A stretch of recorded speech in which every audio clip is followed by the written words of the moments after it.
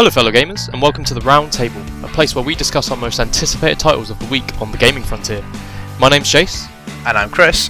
And this episode we will be exploring the vast city of glass in Mirror's Edge Catalyst. We rejoin Faith for some more jumping and diving as we fight our way through rooftops of enemies. Mirror's Edge is back, and all you people looking to stick it to the man will be glad to jump back into Faith's shoes for a good old-fashioned run around the city of glass. This time around, things will be different as the old linear-based model has been thrown out for a more shiny open-world experience across 3 districts. And with new gadgets and gizmos to help you reach your full potential, fans of the series and people looking to get that adrenaline rush from jumping rooftops will feel right at home here. It's good to have you back, girl.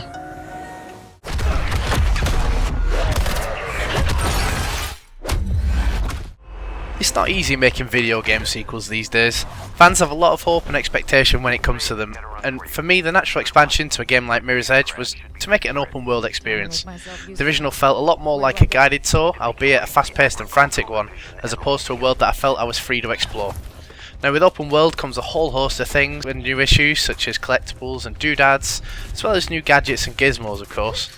And to help with those issues, they also introduced some new mechanics that'll have you running, jumping and sliding around as fast as possible.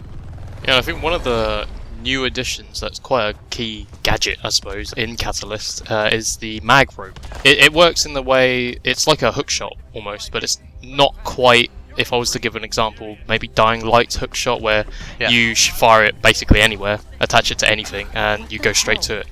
And then it disappears as soon as you get to that point. With the mag rope, it works a bit differently where you attach it to certain highlighted points in game.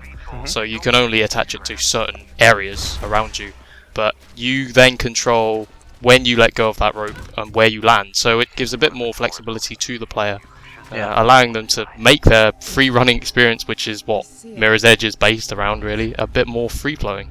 Yeah, and I think that's one of the major challenges really that they would have had to face is how do we make this game that is now open world as fun as and exciting as it was in the original. And with that I think the mag rope is really good at that, because in Mirror's Edge Catalyst they introduced a new mechanic called momentum, which is essentially the speed at which you run and how you approach your obstacles. So what happens is as you build momentum, more stuff highlights from the runner's vision, and this mag rope essentially will just carry that through. This kind of plays into some of the bigger changes they've made to the game, such as combat is now a lot more free-flowing. You can use movement in your attacks now to keep your momentum going and to also just do damage. In the original Mirror's Edge I believe you just had your standard punches, disarms and a slide, which kind of took you out of the action a bit because you had to stop to deal with enemies if you wanted to, whereas in Mirror's Edge Catalyst now it encourages you to keep moving. And just to further solidify that, they've introduced another new mechanic called the focus meter, which essentially makes you immune to damage, and the key to that is to just keep moving, keep your attacks flowing and make sure you don't get hit. So I think what they've done really is they've made a lot of changes that kind of tackle this open world aspect of it and will make players feel like that they are in control, you know, and they are, well, free running through a city.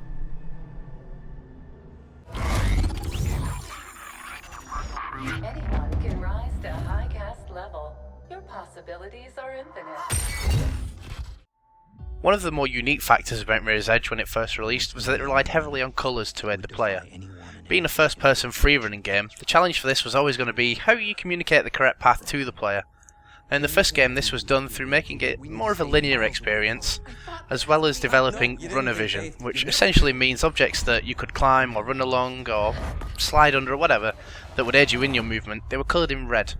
So this coupled up with the very minimalistic design to your environments, and you had quite a nice little setup to let people know where you were going and how you go about it.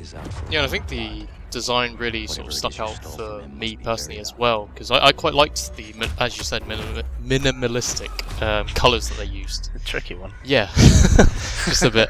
As you said, it points out to the player where they need to go, what around them is a key aspect of their path essentially. Yeah. And I really liked the aesthetic of the game, and I think that's why it drew me to games like Superhot, which uses a similar concept where they use colours against a white surrounding to point out to the player what's key to their progression in the game. And I think Mirror's Edge Catalyst looks to do more of the same. Yeah, that's something that I was just going to mention as well, is that ever since Mirror's Edge has come out, like this kind of like minimalistic design where certain elements of it will pop out at you to show you where you're meant to be going or what you're meant to be killing is It's something that's happened as a result of this. I think like before that there weren't really many games that were so obvious, I guess, in how they use colours and the environments, to let you know where you're going. So it's good to know that there are all these different ways how they can convey this and how these actually do couple into the gameplay. So it really just makes the game feel so good. For me, I found that this kind of minimalistic approach kind of got on my nerves towards the end of the game when they started introducing other colours. It started, like, when the greens and blues started coming in, I started getting a bit confused on what I could use and what I couldn't use. So it's going to be interesting to see how Mirror's Edge Catalyst does build on this. I believe they are keeping runner's vision and the red highlighted stuff, so players are going to be in for a good ride regardless, I feel. Go on, girl. Save us all. All in all, Mirror's Edge Catalyst is shaping up to be a bit more ambitious than its predecessor. However, it looks like DICE have been up to the task with improvements to movement, combat and mechanics across the board. If this translates to a better game is something to be seen. Will the addition of an open world environment end up muddying the player's experience? If you're looking to let your hair down and stretch your legs throughout the City of Glass, Mirror's Edge Catalyst is out now on PC, PS4 and Xbox One. And that's the end of another episode of The Round Table. If you want to catch our next episode, where we'll be talking about the new Sherlock Holmes game, Devil's Daughter, you can click below for that.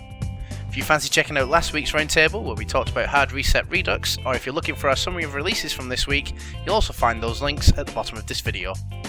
If you've got anything to say to us, you can find our Facebook at /TGFrontier, or if you want to condense it down into 140 characters, give us a tweet at TGFrontier. Thanks for watching, and we'll see you next time.